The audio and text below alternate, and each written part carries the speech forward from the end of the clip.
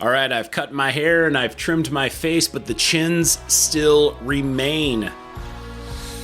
Oh, that's a sign of a good Thanksgiving, except for the Lions. Let's talk about the game. Elbow, forearm, he's going to be down. The result of the play is a touchdown. And the flag that was thrown on this was picked up.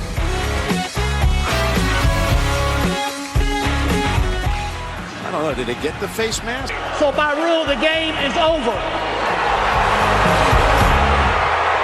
The Lions Hangover. All right, welcome to the post-Thanksgiving show of the Lions Hangover podcast. I am Brad. Find me on all social medias, X, Instagram, and Facebook. Of course, you can always find the podcast on Spotify, as well as Apple Podcasts. And if you are seeing this $1 million smile, you are watching me on YouTube. So thanks for checking me out there. The YouTube, that's just a way for me to let you know that I'm available in multiple places. Like if you can't get to me visually, you can get to me audioly. I don't even know if that's the word. Okay, so the Lions disappoint once again. Some people blame it on the phase of the moon. I blame it on Jared Goff, the offensive line, and the defense. So let's talk about it. The Lions lose 29-22 against the Green Bay Packers. They drop to 8-3 on the season. The Green Bay Packers go up to 5-6 on the year. The Lions still have a commanding lead in first place in the division, so nothing to worry about yet. If you asked yourself where the Lions would be at Thanksgiving, chances are you probably would have said 9-2, 8-3, maybe even 7-4. So there's no need to panic. You don't have to panic. It's okay. I personally had the Lions at 8-3 after Thanksgiving. You're always going to win games you're not supposed to win, and you're always going to lose games you're not supposed to lose. This is one of them. And you got to give your, hats off to Jordan Love. He actually is improving. He had a stellar game. So let's break it down. The Packers start off the scoring with a Jaden Reed 10-yard pass from Jordan Love. This makes it 7-0. This is with 12:16 remaining in the first quarter. Next, Sam Laporta, 7-yard pass from Jared Goff. This makes the game 7-6 because Mr. Riley Patterson missed the extra point. It's kind of a bummer, right? Then Tucker Kraft, 9-yard pass from Jordan Love. This makes it 14-6. And then on the very next drive, Jared Goff has his first of 3 fumbles on the day. Jonathan Owens picks it up for a 27-yard fumble return, making the game 20-6. This is all in the first quarter. Things were not looking good right off the get-go. The very next drive for the Lions, Jared Goff fumbles once again. So that's 2 fumbles. I believe that was with 1:30 remaining in the first quarter. Now, second quarter, the only scoring was an Anders Carlson 43-yard field goal. Going into halftime, the Lions were losing 23-6. Now, coming out of halftime, David Montgomery gets a 6-yard touchdown run. And then there's also the 2-point conversion. This makes it 23-14.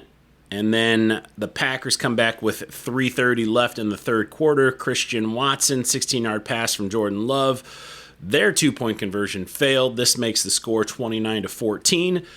Now, in the fourth quarter, Jared Goff fumbles once again. That is with 13:37 left in the fourth quarter. Nevertheless, the Lions are able to mount a little bit of a comeback. They were never quite out of it, but you can tell that they were never clicking on all cylinders this game. Like I said, Jared Goff played horrible. Another horrible game. 3 turnovers. Unacceptable from your starting quarterback. The offensive line played horrible. Unacceptable from one of the best, and I say that with quotes for people that are only listening to this, but one of the best offensive lines. They did not have a great day. But regardless, there was a little bit of a comeback mounted, and with 41 seconds left in the game, Josh Reynolds gets a 12-yard pass from Jared Goff. And then there's the pass to Sam Laporta for the 2-point conversion. That brings the score to 29-22. Now, the Lions were not able to recover the onside kick, and that was the end of the game. So, overall, a pretty horrible performance from most of the offense and most of the defense. The few bright spots, though, statistically, without the fumbles, Jared Goff looks okay. He was 29 of 44 for 332 yards with 2 touchdowns, but unfortunately those 3 fumbles really did burn the Lions. Jordan Love, on the other hand, finished 22 of 32 with 268 yards and 3 touchdowns. He was making some unbelievable throws. Are we worried? Are they going to go another 15 years with a Hall of Fame quarterback? I'm not ready to say that yet. I certainly hope not. But regardless, this is still the Lions' division to lose. So I'm not quite worried. David Montgomery led the team with rushing, 15 carries, 71 yards, 1 touchdown. Dillon for the Packers had 14 carries, 43 yards. Once again, the Lions' defense held the running backs pretty good. I believe Jordan Love had a couple scrambles too, so we'll get to that in a second. Watson led the team for the Packers, 5 receptions, 94 yards, 1 touchdown, and of course, Amon-Ra St. Brown, 9 receptions. I think that said 85 yards. My eyes are not that good, and I've got this ring light just blasted in my face. So, yeah, 95 yards from Amon-Ra St. Brown. Jared Goff finished with a 103.6 quarterback rating. So, like I said, without those 3 fumbles, it doesn't look like a bad day, but those 3 fumbles were critical. Jahmyr Gibbs finished with 11 carries for 54 yards, with a long being of 23. Khalif Raymond had 5 catches, 90 yards. And he was targeted 5 times too, so he caught all 5 of his targets. And you have to give it up to him a little bit because he sort of took over for Amon-Ra St. Brown, like in the middle half of the game, from like the second quarter to the third quarter. It seemed like it was all Khalif Raymond as far as the wide receiver goes. Jameson Williams had 2 catches. Jameson Williams, he's starting to build some confidence. You can see this. He caught the ball a few times. That was part of Jared Goff's good part of the day. He hit Jameson Williams in stride. And you could just see the speed that Jameson Williams has. So there's things to be optimistic about there. I can't say that Williams had a great game, but he definitely was looking good. Laporta had 5 catches for 47 yards and the touchdown. Josh Reynolds had 2 catches, 15 yards, and the 1 catch. Also, Jahmyr Gibbs, you can add another 4 receptions and 19 yards. So overall, he had 73 yards of offense. And Montgomery had 71 yards of offense. He did have a target, but he didn't make that reception. And kudos to Malcolm Rodriguez. His first ever career reception. He got a first down with that, didn't he? 1 target. He's been playing fullback, if you guys haven't noticed. 1 target for a 6-yard reception. All of the turnovers happened from Jared Goff. He had the 3 fumbles. Brian Branch led the team with tackles for 8 total tackles, 3 solos. Jerry Jacobs had 7 total tackles, all by himself. 1 tackle for loss. Tracy Walker. See, what is this telling you? Your top 3 tacklers, Brian Branch, Jerry Jacobs, Tracy Walker. That means the play is happening in the back end of the field. Of course, Jerry Jacobs had that tackle for loss, so that was on a blitz, But for the most part, you don't want your defensive backs leading your team in tackles. It's just not great. You want your linebackers. Like, those are the guys that you want stopping the play because they're kind of the do-it-all position, So Alex Anzalone's 4th on the team with 6 tackles, 4 solos, along with Derek Barnes, 6 tackles, 2 solo. Kirby Joseph, 4 tackles, 4 solo. Okay. No interceptions today. Khalil Dorsey, 4 returns for 98 yards. Riley Patterson, 0 for 0 and 0 for 1 extra point. He was not on the scoreboard at all.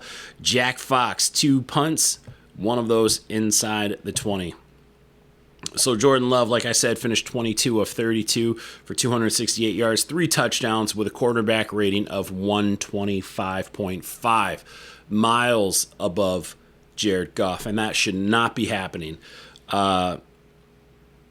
But there he is. This is what I wanted to look at. Jordan Love, 3 carries for 39 yards. So, yeah, he did scramble a little bit, and they were key scrambles. Overall, the Lions held the Packers to 109 yards rushing. But if you take the 3 carries from Jordan Love, you're still looking at only 70 yards rushing of offense from the Packers. So, once again, the Lions are doing a good job of stopping the run. They're just doing a piss-poor job of stopping scrambling quarterbacks. They just cannot do it, and they need to figure that out. Hopefully this is something. Isn't this why they drafted Jack Campbell? Isn't this why they re-signed Alex Anzalone? Like, these guys are supposed to be spies on the quarterback. Watson led the Packers with receptions, 5 for 94. We don't really need to go over the Packers stats. Just my thoughts of the game. It sucks losing. It sucks losing 7 straight times on Thanksgiving. You definitely don't want that. We haven't won on Thanksgiving since 2016. I have seen that the Lions lost every time that the moon was in the waxing gibbous phase or whatever that is. I don't buy it. That's just a coincidence. The Lions almost won last year. Should they have won last year? Maybe, but it was against the Bills, Should they have won this year? They should have beat the Packers for sure, but I don't think they played well enough to win. So I love that they play on Thanksgiving, but this is something where they need to turn this tradition around. I don't care what phase the moon is in. You just have to win. That's stupid. Up next, the Lions go to New Orleans to play the Saints. The Saints are currently in first place in the NFC South at 5-5. Now, correct me if I'm wrong. Every team the Lions have played in the NFC South have been in first place, right? When we played the Falcons, they were in first place. The following week, when we played the Buccaneers, they were in first place, right? Or is it vice versa? They played the Bucs first and then the Falcons, whatever. I keep hearing that the Lions have had an easy schedule. That's fine. The NFC South is weak. However, you can only play the teams that are on your schedule, and they've played 3 first-place teams now. And you could even argue 4 and 5. Where was Baltimore at when they played them? And where was Seattle at when they played them? And where was Kansas City at when they played them? I mean, technically everybody had a zero win-loss record, but come on, everybody's expecting Kansas City to go deep into the playoffs and maybe even the Super Bowl again. So the Lions are playing first-place teams, and they're winning the majority of them, and they're 8-3, and there's only 6 weeks left in the season. So I'm really happy. Overall, I'm happy with where the Lions are at. Yes, they have lots and lots they need to fix before the end of the season. Aaron Glenn has to figure out why this defense is slumping. Hopefully we can get C.J. Gardner-Johnson back. That's not his name anymore. I feel bad. I don't want to disrespect the man.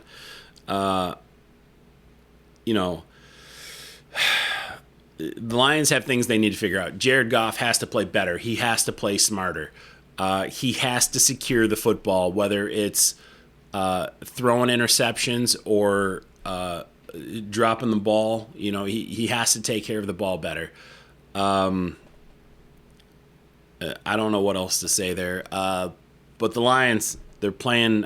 Is Derek Carr even playing this week? So let's take this out real quick.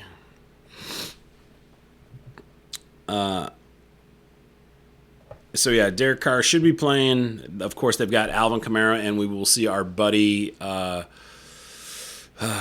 Williams. So currently, there's no score going on with the Saints. So this is a game that I know they're going on the road. This is a game that the Lions should win. The NFC is weak. The NFC South is weak. The Lions coming off a tough loss and they're getting a few extra days off.